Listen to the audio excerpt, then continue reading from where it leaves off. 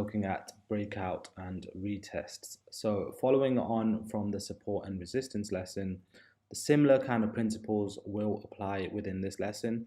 The only difference being that breakout and retest is actually a trading strategy to enter a trade, which utilizes the aspects of support and resistance. So before we get into the lesson, let's just recap quickly on what support and resistance actually is and how we utilize it within the breakout and retest strategy. So let's draw on a temporary line of support. We can see that now this level here is acting as a temporary support. We're really failing to break this level over here, okay? So that is known as support, remember, okay? Because the price is supporting this level from falling any lower. So we have this temporary level of support over here. We can see one bounce, two bounces, and the third time it attempts to bounce from there, we actually break through that. Now remember, in that lesson I also said how the support would then, once broken, act as resistance. So we can see that over here, when we have actually broken through this level of support, okay, we can see that it then acts as resistance, and price then begins to resist for going any higher. Okay, so support then becomes the resistance level. Now when you're looking at breakout and retest, the same kind of principles apply. So with the breakout, it can be a breakout of support, it can be breakout of resistance, it could be a breakout of a range.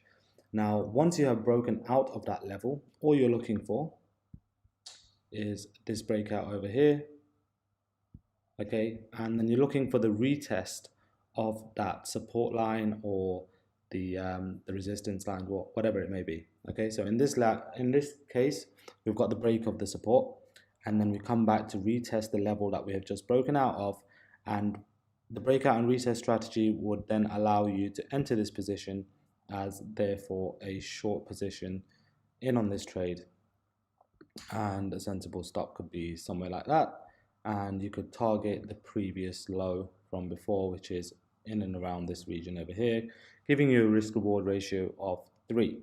Okay, so that in a nutshell is basically how a breakout and retest works. Now let's have a look at another example over here. So let me just get rid of this stuff.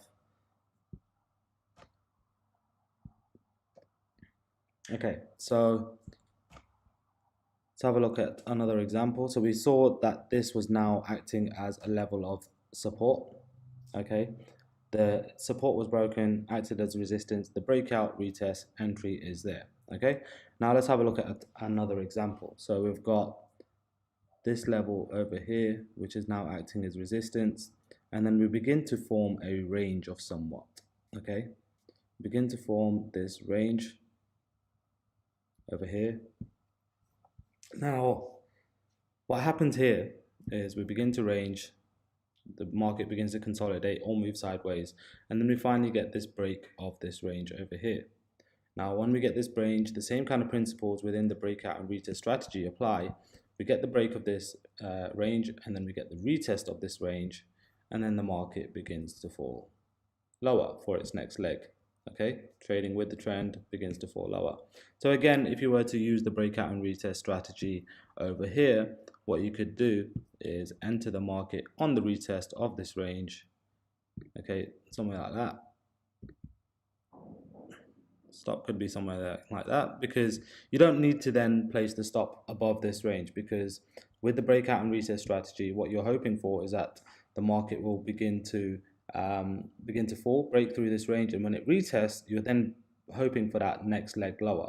So if it then begins to come back into the range, it's probably a fake out of the range, and then therefore invalidates your analysis pre-hand anyway. So the stop can be a little bit tighter over here, and again you can then target either the previous low or an extension further, but the previous low in this case would be sufficient and gives you a risk reward ratio of just under 2.89. So now let's have a look at the same kind of principle, but in the opposite direction. Okay, so for example, we've got another example over here.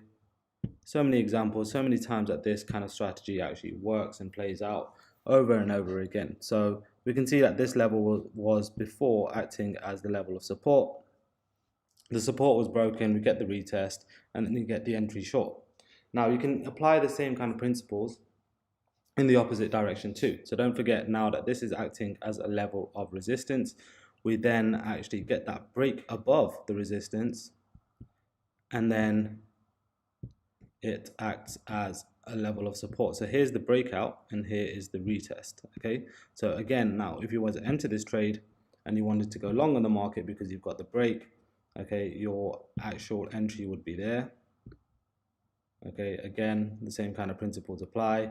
You can target the highs right at the top over here if you want to, which would be a risk reward of 5, or a more sensible trade would be somewhere around here, and you would then get a risk reward of over 3.